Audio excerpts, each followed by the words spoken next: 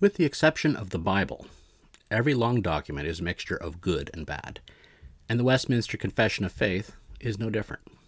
Where it's good, it's very good. Where it's bad, it's very bad.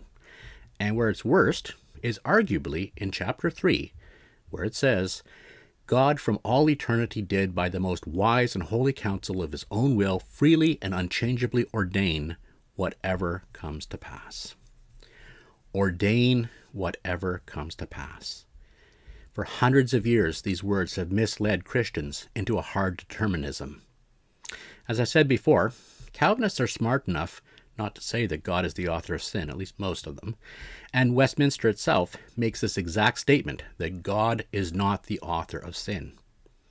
But in saying that God ordains all things, including sin, they set up a system that is indistinguishable from saying God is the author of sin.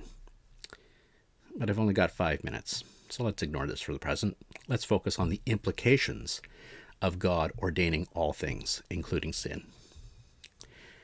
We will never know how many people died in World War II. Estimates are 70 million people, when you include both the soldiers and the civilians, and deaths from bullets, bombs, disease, and hunger. This was probably the worst event in human history. And our Calvinistic friends believe God ordained it for his glory. And why do they believe this?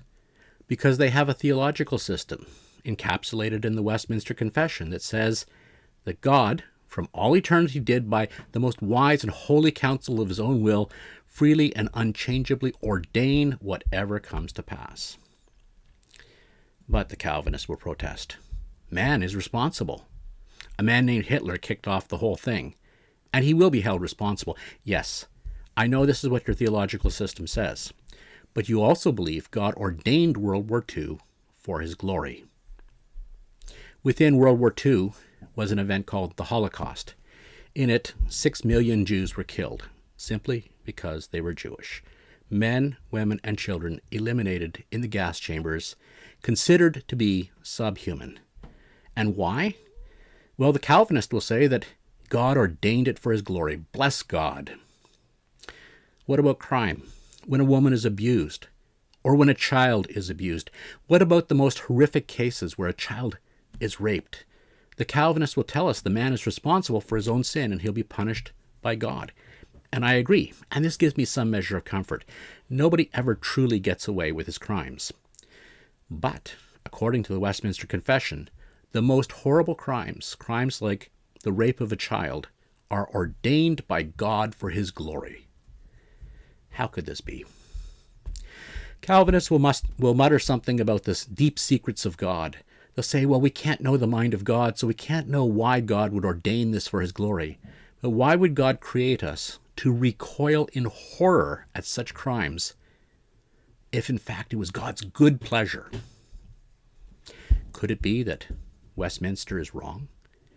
Could it be that the whole edifice of Calvinism creaks and groans with multiple doctrines affected?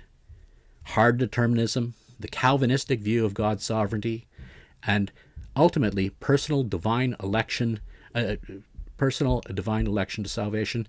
I believe so. God ordaining all things for his glory is so horrible that Calvinists treat it as a family secret, something they don't want to tell sinners about. Get them saved without mentioning this, and then tell them the glorious truth. And why? Because no sinner would ever embrace a system that believes God ordains the rape of children for his glory. On this point, the Westminster Confession is dead wrong, and so are all Calvinists who teach it. If you think this channel might interest you or might benefit you, I encourage you to subscribe and to share with your friends. Remember, you have free will. You can freely choose to subscribe and share. Until next time, God bless.